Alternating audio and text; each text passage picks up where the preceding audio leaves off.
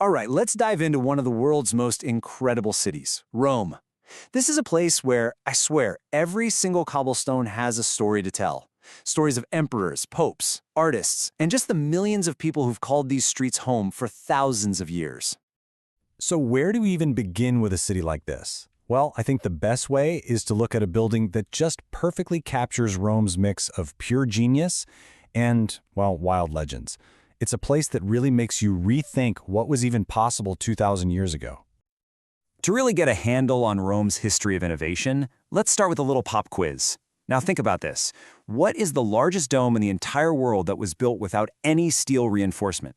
We're talking just pure ancient concrete. Any ideas? And the answer, right in the heart of the city, is the Pantheon. It is to this day an absolute marvel of Roman engineering. Its dome is a staggering 43.3 meters across. That's wider than the dome at St. Peter's Basilica. And how did they pull it off? They had this revolutionary trick of using lighter and lighter materials like volcanic rock in the concrete as they built higher. An ancient secret that let them build something truly epic.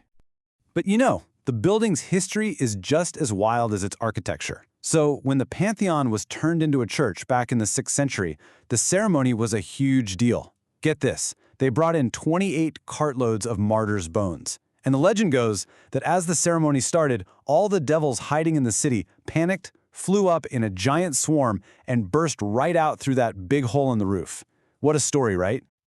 Okay, so from that ancient marvel, we're going to jump forward more than 1,000 years into the Renaissance. This is a time when the city's decaying heart was completely reimagined by one of the greatest artists of all time. It's a story about looking to the past to build a brand new future. You see, the Capitoline Hill was once the absolute center of the Roman world, but by the 1500s, it had pretty much fallen into ruin. So Pope Paul III hands this monumental task to the one and only Michelangelo. Bring this place back to its former glory and make it a new symbol of pride for modern Rome. No pressure, right?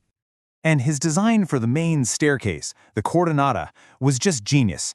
Instead of a normal steep staircase, he built these really wide, gentle steps. And you might wonder why. Well, it meant that not only could people walk up, but dignitaries could literally ride their horses up in a grand procession. It's this perfect blend of Renaissance style and really clever, practical design. He designed the entire climb to be like a piece of theater, totally packed with symbolism. You start at the bottom, guarded by these two powerful lions. The climb itself feels slow, ceremonial, building up the suspense. And then when you finally get to the top, you're met by these huge statues of Castor and Pollux, the mythical protectors of Rome. It's like you've been on a whole journey before you even reach the main square. You know, in Rome, the stories aren't just in the huge monuments. They're everywhere. They're carved into the city itself, in its islands, its streets, and even in a 4-letter acronym you see all over the place. A perfect example is how Tiber Island became a place of healing. The story goes that way back in the 3rd century BC, a horrible plague was sweeping through the city. The Romans were desperate, so they sent a ship all the way to Greece to get help from Aesculapius, the god of medicine. On the trip back up the Tiber River, the god's sacred snake actually slithered off the boat and swam straight to the island. They took that as a divine sign that this was where his temple needed to be built. And then there are these 4 letters, SPQR. You see them everywhere in Rome, on manhole covers, fountains, buildings, everywhere. It's this 2,000-year-old stamp of the city's identity, a constant reminder that Rome belongs to its Senate and its people. But, you know, Romans, they've always had a bit of a cynical sense of humor. For centuries, they had their own inside joke for what SPQR stood for. The 19th century poet Giuseppe Belli came up with this version, Solo pretes qui regnano, which means only priests reign here. It was a pretty clever dig at just how powerful the popes were in running the city back then. But the city's story isn't all ancient glory and witty jokes. To really understand Rome, you have to look at the darker chapters too. Because behind all the beauty, there are these deep scars left by division, segregation, and war. And those stories are just as much a part of the city as anything else. For more than 3 centuries, from 1555 all the way to 1870, Rome's Jewish population was forced to live in a segregated, walls-off neighborhood called the ghetto. The gates were locked every single night. At its peak, imagine this, 9,000 people were crammed into a space of just 3 hectares. The conditions were just appalling. It's a really stark reminder of a long and painful period in Rome's history.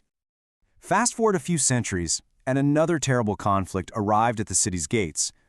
During World War II, Allied forces fought their way up the Italian peninsula to liberate the country. This quote from an Italian resistance fighter just perfectly captures that overwhelming wave of relief and emotion that flooded the city the day it was finally freed in 1944. And the campaign to free Italy was absolutely brutal. It came at a huge cost. In 1994, for the 50th anniversary, U.S. President Bill Clinton visited the American cemetery at Nettuno, just south of Rome. He was there to honor the thousands of soldiers who lost their lives in the fight for the capital. In his speech, he talked about that enormous price that was paid for freedom. But he also pointed to something else, this idea that right there, in the middle of all that horror, something powerful was born, a driving spirit of common cause that brought people together. So you take all of that, the glory, the legends, the art, the conflict, and it all creates the backdrop for what Rome is today, a city that's just buzzing with modern life. The amazing thing is that Rome doesn't just put its history in a museum, it lives right on top of it, creating this energy you just can't find anywhere else. Just look at a place like Campo de' Fiori.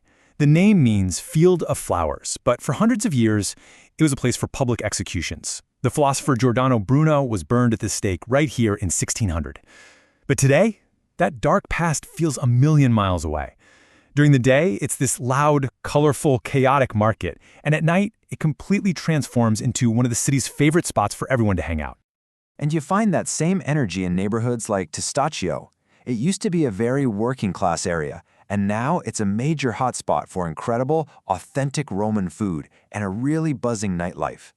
You've got these historic, family-run restaurants sitting right next to cool international spots and live music venues. It's this awesome mix of old and new.